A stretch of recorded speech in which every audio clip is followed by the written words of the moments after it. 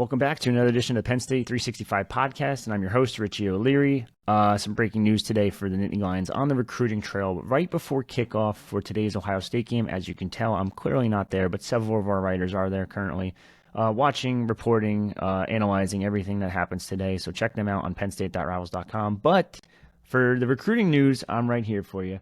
Penn State landed a new recruit today in four-star, number 187 overall in the country for the 2026 class, safety Matt Sieg out of Fort Cherry High School over in McDonald, Pennsylvania. Big get for Penn State. This is now their fourth four-star of the recruiting class. That brings their recruiting class up to number 3 in the country for 2026 currently. Now that recruiting class features quarterback Troy Hun from California, running back Messiah Mickens, offensive lineman Kevin Brown from Pennsylvania, Jasir Rogers, a wide receiver from Delaware, LeVar Keys, a wide receiver from Maryland, and Daniel Jennings, a defensive end from West Virginia. So a little bit of everything right there for Penn State so far in this class. 7 commitments this early. It's not even 2024 yet, or 2025 yet, and we're already talking about 2026 commits. This is a huge get for Penn State. Now, Matt Sieg, like I said before, 187 overall in the country, number 5 overall in the state of Pennsylvania, number 13 overall safety in the country. Now, it's interesting. I know he's listed at safety, but I probably would have preferred to list him as an athlete because he does just about everything for his high school team. Plays quarterback, plays wide receiver, plays defensive back. On top of it, he's a super freaky athlete. This is a kid that has ran a 4.42 40-yard dash. Runs for the track team and the 4x100 relay team, which means you got to have a little bit of speed, right? Also does the high jump for his track team. On top of that, plays basketball, plays baseball, and of course football. So he's done just about everything for his high school program. Really freaky athlete. Like, this is a sneaky good get for Penn State. That's not too far from home. Like I said, he plays quarterback for his high school team. And that does help him when he's playing defensive back because it kind of helps you with your football IQ. As a very high football IQ, mind you. Really good ball skills, really good closing speed on that defensive side. His background as a quarterback, like I said before, kind of helps him identify routes of where the receiver is going to end up going, where the quarterback's trying to place the ball.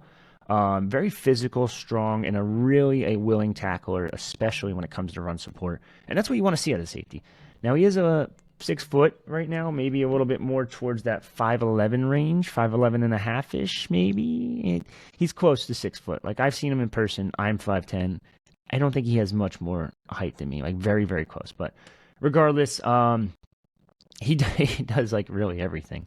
I know other schools were recruiting him as a receiver. I think he could play receiver at the next level. I don't know if it's an ideal spot for him because I think he's just such a good tackler and such good football IQ that I'd rather him as a defensive back. But he does have good hands. I know one school that was really pushing him at receiver was West Virginia, but he did visit there once or twice, I believe. He also visited Wisconsin last weekend, which is interesting. So anyone that visits another school and then commits almost immediately to a different school, it's a really good sign for how he felt about Penn State.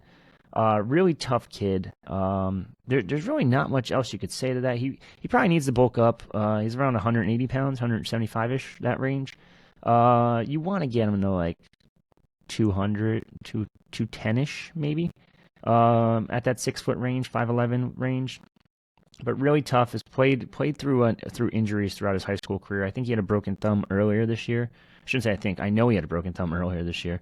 And he's played with it for most of the early part of his junior season at Fort Cherry. But he's still able to throw the ball, still able to play receiver and catch the ball, still able to play defensive back, which I just think this is a really good get for Penn State, a really good get for Terry Smith, as he was the main recruiter in this one, and Terry continues to just dominate Pennsylvania when it comes to defensive back recruiting. If you're a DB and you're from Pennsylvania, there's a very good possibility you're going to end up at Penn State, I feel like. Some of his other offers include Iowa, Michigan State, Minnesota, Missouri, Nebraska, Pittsburgh, which he visited Pittsburgh several times as well.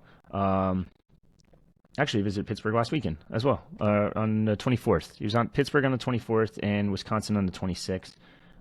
Syracuse, Rutgers, USC, Vanderbilt, Virginia. The list goes on and on and on. And I feel like, honestly, he probably would have had more offers if it wasn't for the fact that a lot of people had him, like, eventually going to Penn State. I know we had a future casting for him recently. So it shouldn't be too much of a surprise if you are on HappyValleyInsider.com, a.k.a. PennState.Rivals.